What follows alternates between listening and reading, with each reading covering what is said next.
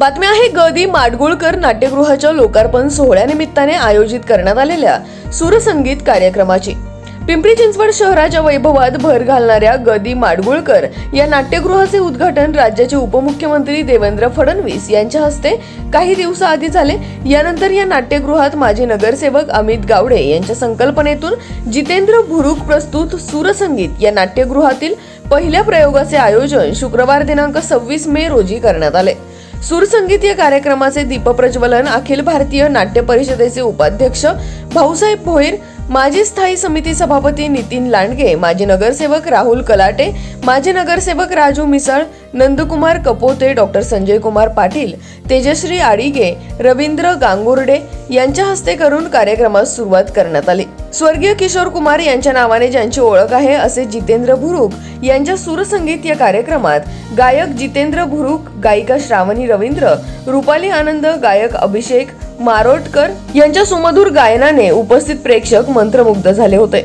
यावेळी पिंपरी चिंचवड शहरातील उपस्थित रसिकांनी कलाकारांना भरभरून दाद देत टाळ्या वाजवून मनोबल वाढवले। पाहुयात सूरसंगीत या कार्यक्रमाची झलक।